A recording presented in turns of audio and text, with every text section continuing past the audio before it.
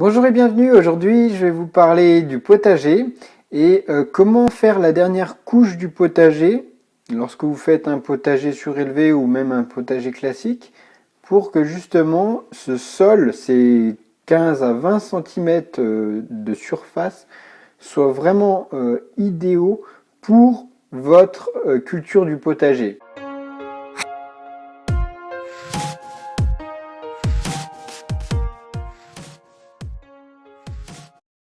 Alors c'est assez difficile de créer un sol sans cailloux déjà, et surtout qui est très humifère, qui est très riche pour justement produire des fruits et des légumes. Alors ce qu'on va voir ensemble, c'est comment moi je vais créer donc un sol à partir de rien, c'est-à-dire que moi j'avais sur mon potager un espace de parking à la base que j'ai transformé en potager. Et ensuite, j'ai créé différentes couches de broyat de feuilles, de tonte, déchets de tonte, etc. Et j'ai multiplié ces différentes couches. Et ensuite, la deuxième phase, c'est de créer quand même un sol fertile. Et pour ça, il y a trois solutions. Soit vous avez possibilité de récupérer de la bonne terre, de la terre végétale, donc c'est-à-dire une terre assez riche et humifère, donc dans les coloris noirs et en granulométrie assez fine, on va dire, sans cailloux ou très peu de cailloux. Soit deuxièmement, vous avez du compost et un peu de terre, même très maigre, et vous mélangez le tout. Donc c'est ce que je compte faire, c'est-à-dire récupérer du compost. On a une compostière qui est à proximité ici, donc c'est une chance.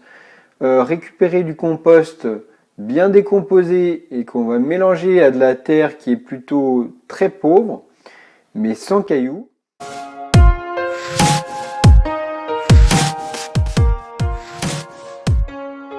Donc la troisième solution pour créer donc une dernière couche pour son potager qui est riche, c'est de faire une méthode alternative, c'est-à-dire de se procurer de la terre de basse qualité ou un peu lourde ou de la terre un peu argileuse et l'amender, et cette fois-ci on va l'amender avec du fumier. Alors le problème c'est qu'avec le fumier en fait c'est très agressif pour les plantes, il faut déjà qu'il soit très décomposé et le mettre en petite quantité.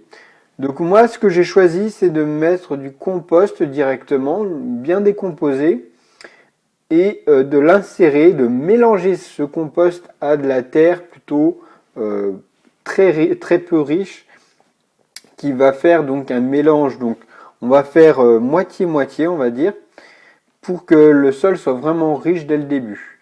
Et ensuite on va mettre des plantes qui sont assez gourmandes, notamment des pommes, des tomates, des aubergines et toutes les curcubitacées qui demandent un sol assez riche. Ouais, alors aujourd'hui il y a quand même beaucoup de vent, c'était juste pour vous montrer. Donc là j'ai deux parcelles, donc là il y a du broyat en dernière couche et on va mettre de la terre comme ça. Et ici là c'était de la tonte décomposée, enfin, donc c'est par dessus ce sol qu'on va vraiment créer le sol.